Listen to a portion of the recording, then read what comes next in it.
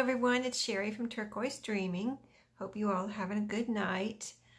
Welcome to my channel, and we are continuing this series on making glue books / junk journals.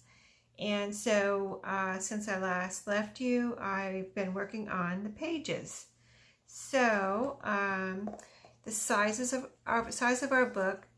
And I really don't use a ruler to measure the pages. I'll show you what I do. I just take the book and kind of open it up, and like here's a page that I have ready. So I want the pages to be inside the book covers, of course. So like here's a page, you can see it fits in there well. So what I did was just kind of take the pieces of paper, and I kind of just measure it like this. And so you can't make it the total width of your book covers, or when you close the book, it would stick out from your covers, you know, like beyond your covers. So I kind of take it like that, and then I close it and kind of look to see. Like I fold my paper and I kind of get my first one going, really. Say this is a template. Okay, so I took this piece of paper and I folded it in half, and then I just put it inside of here. Like say this is, say the spine is here. Just pretend like the book is closed and the spine is here. Okay, and so this, I folded this in half, and so I had, say I want to make this fit so it was sticking out here over. So then I know I can make like a little fold here and either cut it off or fold my pages in there. So then I kind of have my template, and I can make them all this size.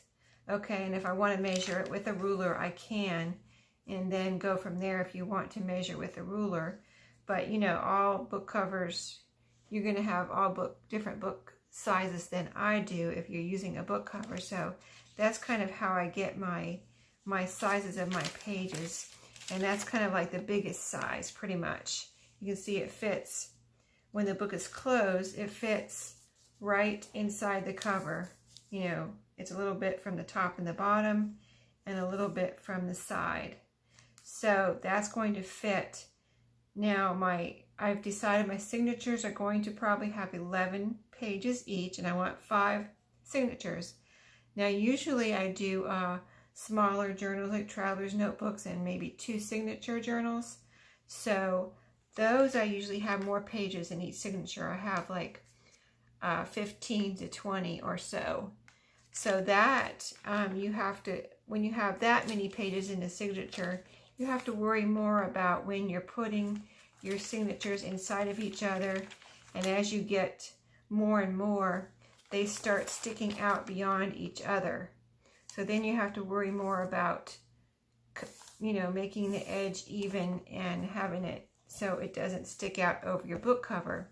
I think with this project that I'm doing now, I think I won't have that problem as much, because I'm only having probably 11 pages per signature, and I can let you know how that goes later.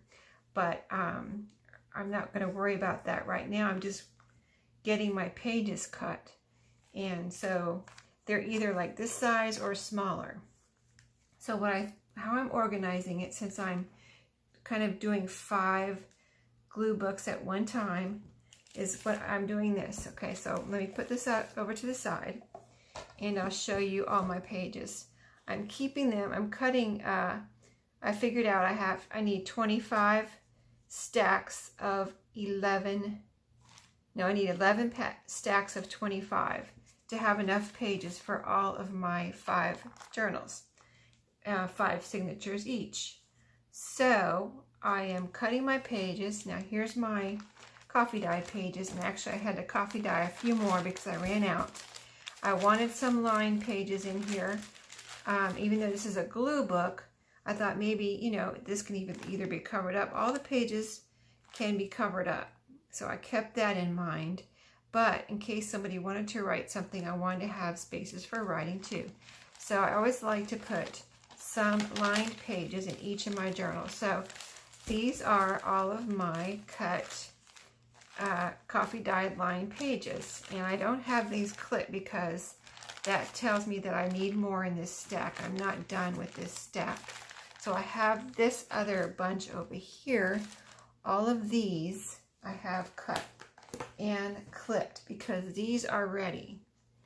And once I get all my pages cut and on my stacks, my 11 stacks of 25, then I'll know I have all my pages cut, and then I can start putting my signatures together. So that will be my next video, and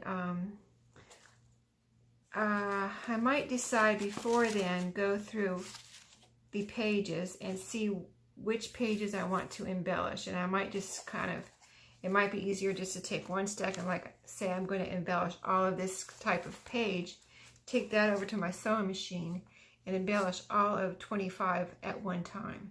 So yeah, that's probably what I'm going to do. So I'll show you what I've got cut so far. Let me show you one at a time so that you can see what's going on and what type of pages they are.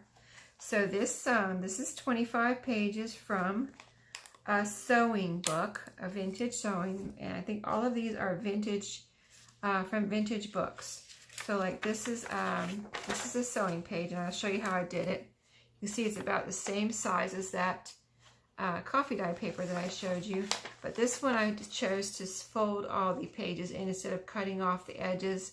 If I really, you know, love the pages from a book, I don't want to cut off any of it and waste it. You know what I mean? I mean, I can keep the scraps, but still, why make more scraps when you can just fold it in, and then whoever gets the book will have that extra room. So that's how I'm approaching this particular book. Like, there's one page, and I'll just show you how pretty the pages are. I won't show you all of them, but just a couple here. So, you know, really pretty like that, sewing pages. So that's from a vintage sewing book. So I've got 25 of those ready. And then I just put a little binder clip on the edge so that I know this has 25 pages and it's ready to go. So then the next bunch is, this is really cool. These are from a kind of, instead of a regular size music book or piano book, these were from a like a more horizontal shaped music book. So the pages were like this, and so they were perfect for this journal. All I had to do was cut them in half, or they might have come out like that, I don't remember now. But I had already coffee dyed these. I had these in my stash, and so when I folded them in half, they were perfect. I mean, and some of them are so, I mean, they're all so cool, but look at this one. This was like this. It had this, like, it looks like I put trim on there, but that's how it came out of the book. So, and the colors, very vintagey. I think I have the copyright right here, 1990. So it is vintage, but very cool.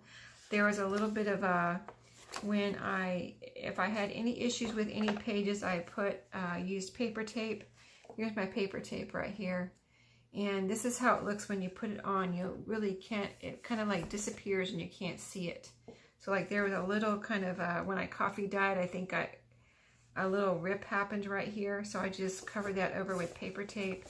And on these pages that I just showed you from the sewing book, they came out, most of them came out fine, but some of them came out a little bit, I'm trying to see if I have an example here.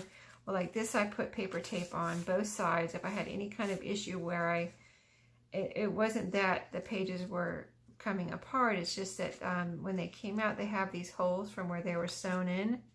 And if I thought the holes looked too big for me, like I'm trying to find one where I didn't. Like this one, I did not put paper tape on, and you can see the holes are very small, and you probably can't even see them right here on this paper. But these, I felt like the holes were too big, so I put paper tape on them. So if there's any issue with the middle of the page, I put paper tape on them, make sure they were secure, and I put it on both sides of the page. So like if it needed paper tape, I put it here and here. So, and then folded it, and it's just very, after you do that, it's very strong. So, these are my music book pages, and so, yeah, I've got 25 here, and let me get them, I got them all going in the same direction here, so, like, here's where I folded them, and here's the pages. Let's see, I've got two backwards now. Oh, this is a folded one.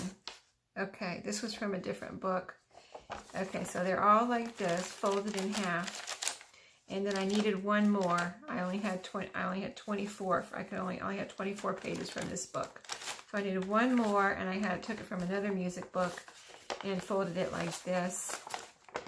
So you form pockets and folds. So when this book is used, you'll have all of this room. So that's just one extra page that I had to do from another book on the music. So that's the music.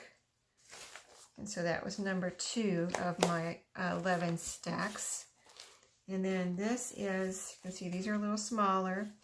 This was from a vintage, very old algebra book that I thought was really cool. And so, you can see the pages are brown. I didn't coffee dye these or anything. And they're just, look at this. I mean, these are so neat. So cool with the old algebra pages. Really neat and clean. They're clean pages, and they're just so cool looking. I just really fell in love with this when I found it. So I've got 25 of those vintage algebra book pages.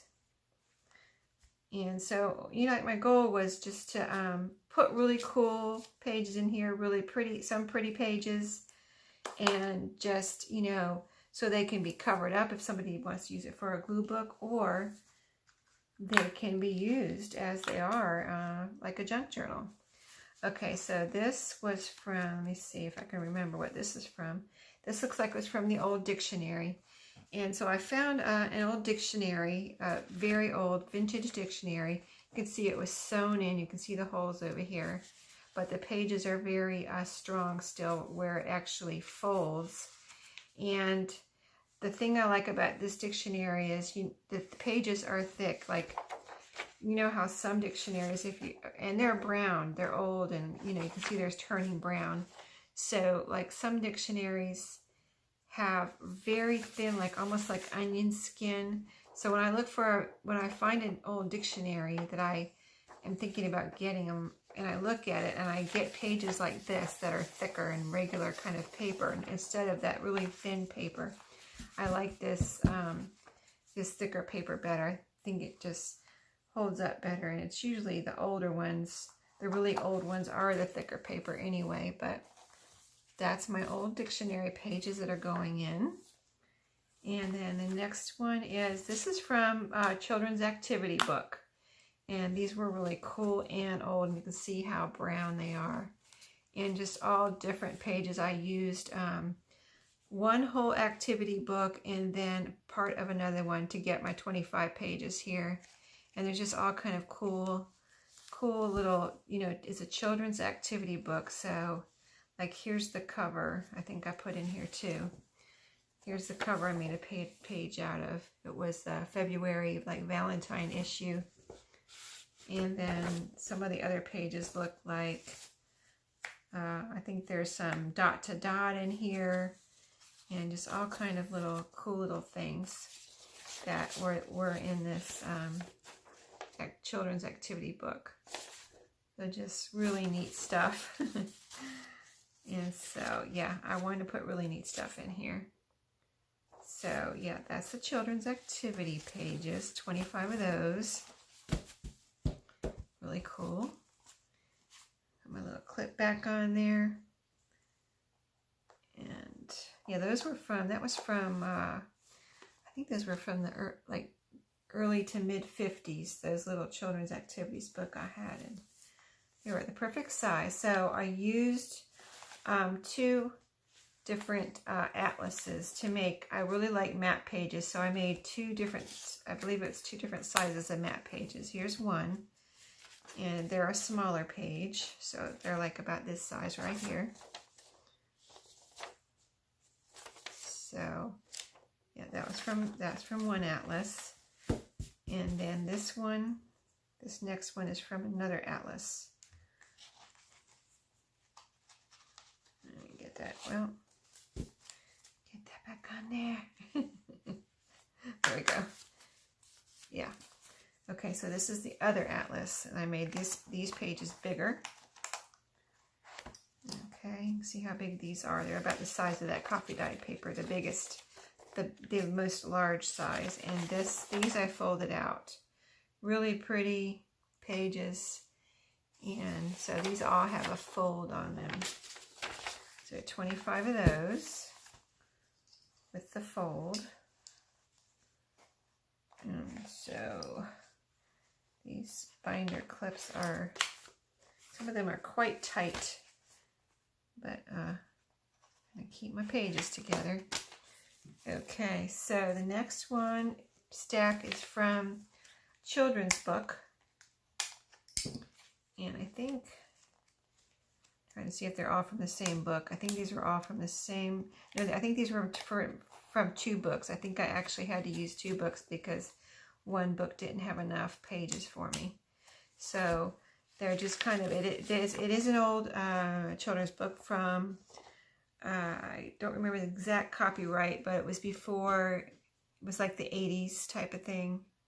So like they look like this. They're colorful, cute little story here, and just all kinds of fun, colorful pages.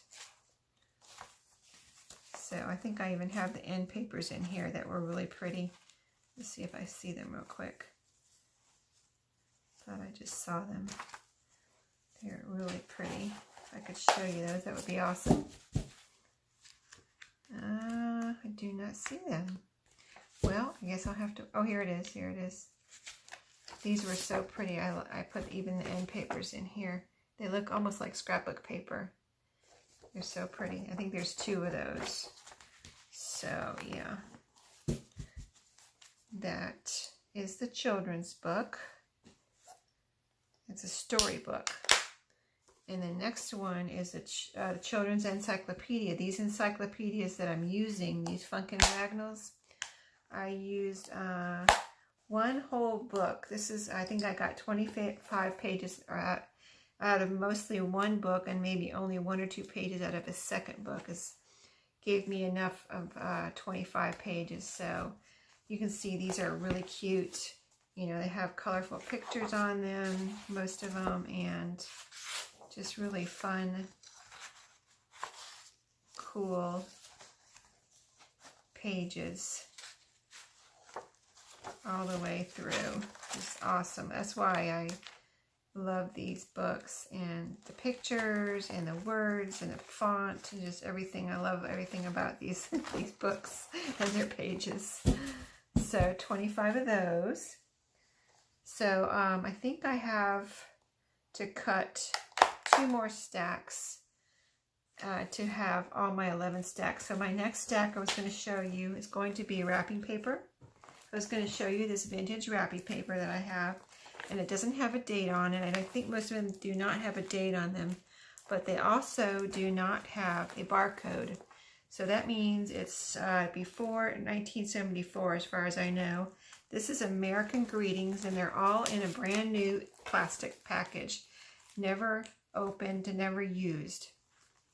So I was going to flip through these real quick and just show you because they're really pretty and really cool, and I'm going to cut them, and they may have a fold, and they might be backed with each other or something else because they're wide on the back, I'm sure, and so I want to either put like ledger paper on the back or back it with its own, you know, a double layer of this, whatever wrapping paper I'm using. So like here's one. Try to keep the glare off so you can see that pattern. Really pretty there. And here's another one. Try to get the glare off. They're all in plastic still. So there's 2. I I have 3 of those. Here's another cool one. Oh, here's another one of those. 4 of that one that I just showed you.